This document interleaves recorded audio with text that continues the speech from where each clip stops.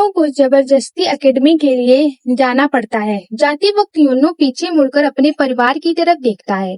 उसकी छोटी बहन सेरेन रो रोकर उसे जाने से मना कर रही होती है। उसके पिता उसे कहते हैं एक तगड़ा मर्द बनकर लौटना। उसकी माँ बस यही कहती है कि वह अपना ध्यान रखे और सुखरूप घर पहुँचे। वे जानते थे कि वे उसे रोक नहीं सकते, भले ही उसे जाते देख थोड़ा दुख हो रहा था।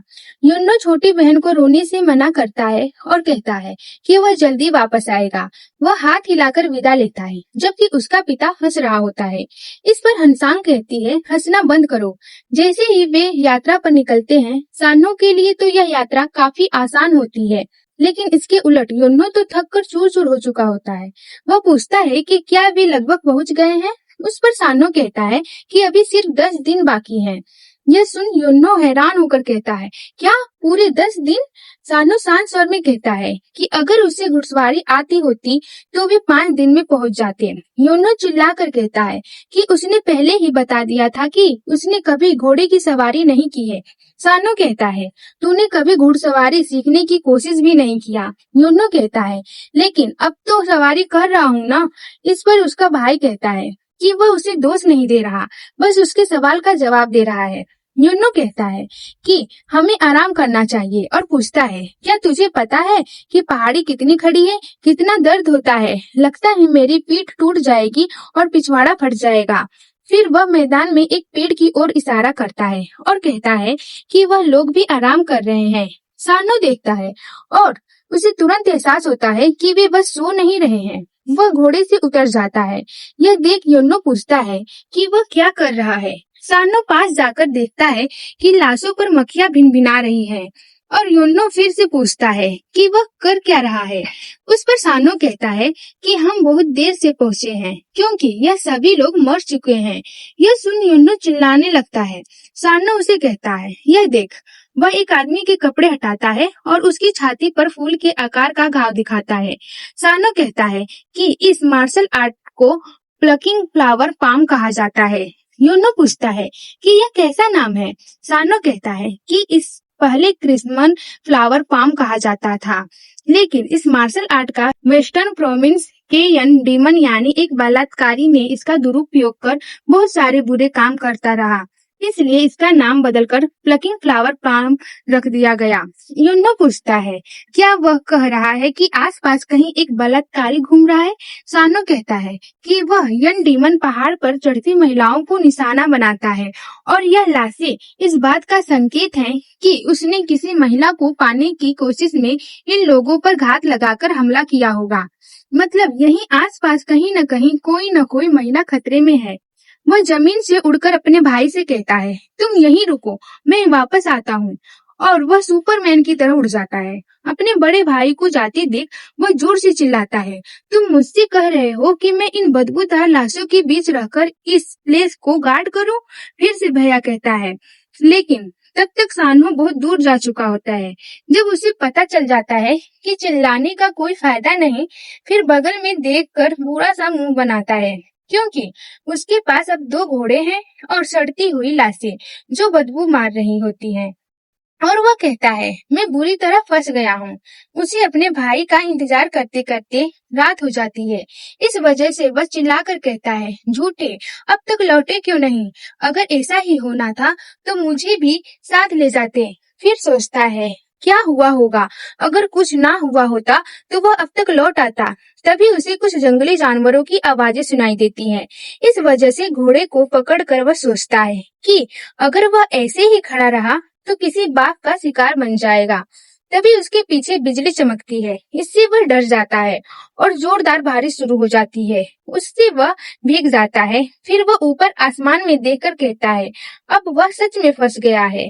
फिर उसकी चीख सुनाई देती है और हम देखते हैं कि वह घोड़ों को धक्का मार रहा होता है क्योंकि उसे घोड़ों को चलाना आता ही नहीं। वह कहता है मैं अब क्या करूं? वह दोनों लाशों को घोड़ों पर लाद कर पहाड़ी पर चढ़ा रहा है। कहता है कि उन्हें ऐसे ही नहीं छोड़ सकता क्योंकि वे जंगली जानवरों का शिकार बन सकते हैं। वह उन्हें दफना भी नहीं सकता क्योंकि बारिश हो रही है और अब उसे किसी शरड की जरूरत है। जहां वह रुक सके, और घोड़े को जल्दी आगे बढ़ाने के चक्कर में वह उसे जोर से धक्का देता है, लेकिन गलती से घोड़े नीब को टच हो जाता है। इस वजह से घोड़े का दिमाग खराब हो जाता है और वह जोर से लात मारता है। इस वजह से योनो चिल्लाते हुए पहाड़ी से नीचे गिरने लगता है, सिर, पीठ और फिर सिर से टकराते हुए झाड़ियों में गिरता है। वह कराहते हुए कहता है, उस कमबख्त घोड़े पर विश्वास नहीं करना चाहिए था। लेकिन जब वह चारों ओर देखता है तो उसे पता चलता है कि वह एक गुफा में है और यहाँ बारिश नहीं हो रही। वह खुशी से चिल्लाता है, आखिरकार उसे शरण मिल ही गई। घोड़े भी उसके पीछे पीछे आ जाते हैं, लाशें लादे हुए। युन्नो उन्हें एक चट्टान से बांध देता है और कहता है, हे भगवान, मैं घोड़ों को मार भी नहीं सकता। फिर अपने कपड़ों को देखकर कहता है, हे भगवान, यह दुख काहे खत्म नहीं होता। लोग कहते थे सफर कठिन होता है, अब समझ गया। उसने गुफा के बाहर एक निशान छोड़ दिया है ताकि उसका भाई उसे ढूंढ सके, लेकिन फिर भी वह थोड़ा चिंतित है, यह सोचकर कि अब क्या किया जाए। वह लेट जाता है और सोने की कोशिश करता है, लेकिन उसे नींद नहीं आती। वह कहता है, क्या मेरा भाई ठीक होगा?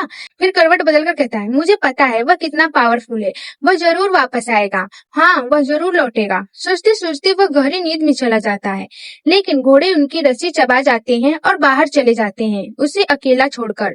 सुबह निकलती है और फिर ढल भी जाती है, लेकिन यह कुंभकर्ण भाई साहब पूरा दिन जमीन पर मजे से सोते रहते हैं। लेकिन तभी एक अजीब ऊर्जा उसे घेर लेती है और वह नींद में ही हवा में उड़ने लगता है।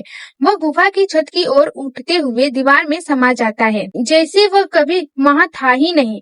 जब वह होश में आता है तो सोचता है कि वह यह क्या देख रहा है, क्योंकि वहां एक हरी रोशनी तैर रही है। वह कहता है, मैं कहाँ हूँ? यह गुफा जैसा ही है, और सोचता है कि शायद वह उसी गुफा में है, लेकिन नींद में लुढ़कते हुए गहराई में आ गया है। तभी एक आवाज उसे नसीब वाला कहकर बुलाती है, जिस वजह से वह डर के मारे चिल्लाता है और जमीन पर गिर जाता है। फिर वह चमकते हुए गोले को देखता है, जो उसे कहता है कि मैं वेलकम करता हूँ, जो यहाँ अपने भाग्य को ढूंढने आया है। फिर अपना इंट्रोडक्शन करते हुए कहता है, मैं हूँ रेडियंट स्वॉर्ड का उत्तराधिकारी, लिमिटलेस वाइट। युनो पूछता है, क्या यह चमकता गोला है जो मुझसे बात कर रहा है? गोला कहता है, मैं शारीरिक रूप से यहाँ नहीं हूँ, लेकिन मेरी विल समय और स्थान से परे से बोल रहे हैं। यदि तुम मेरी विल को स्वीकार करता है तो तू दुनिया पर राज करेगा। युन्नो घबरा जाता है और कहता है, यह तो कोई भूत है, और दुबक के जमीन पर बैठ जाता है। गोला उसे डरने से मना करता है और कहता है, मैं पहले ही मर चुका हूँ, बस यह मेरी विल बाकी है। मैंने यह सब उसके लिए तैयार किया है जो यहाँ मेरे बाद आएगा, इसलिए नसीब वाले इंसान इसे बिना संदेह के स्वीकार करो। योनो कहता है, यह सब बहुत परिचित लगता है। एक गुफा, कोई इंसान नहीं, और एक बूढ़े आदमी की अंतिम विल। फिर बहुत ज्यादा खुश होकर कहता है, यह तो वो फेटेड एनकाउंटर यानी भाग्य का मिलन वाला सीन है जो मुरीम कहानियों में होता है। अपनी पढ़ाई करते हुए स्वर्ड उसे उसकी अच्छाई के लिए इनाम दे रहा है। अब अगर वो यही ताकतवर बन जाए तो उसे मार्शल ट्रेनिंग एकेडमी जाने की भी जरूरत नहीं पड़ेगी। तभी वह गोला उसे बताता है, समय नहीं है उत्तराधिकारी, मेरे स्वॉर्ड को अपनाओ और दुनिया में न्याय बहाल करो। मैं तुम्हें अपनी रेडियंट स्वॉर्ड स्टाइल सौंपता हूँ। अब निरंतर अभ्यास करो और अपनी कला को निखारो। युन्नो बस उनकी हर बात पर हाँ करता जा रहा होता है। गोला कहता है, अगर तुम्हारी रगों में मेरा खून है तो तुम्हारा टैलेंट भी शानदार होगा। अगर तुम यहाँ 30 साल तक अभ्यास करो, इससे तुम मेरी शक्ति का थोड़ा अंश भी दोहरा सकोगे।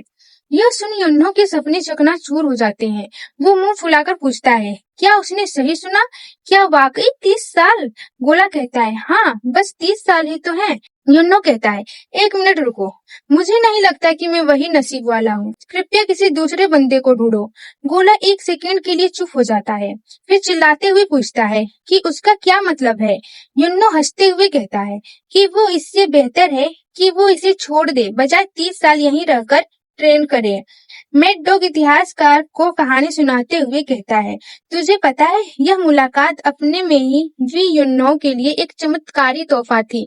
यह वही इंसिडेंट था जिसने आलसी युन्नो को इनविंसिबल अजय बना दिया।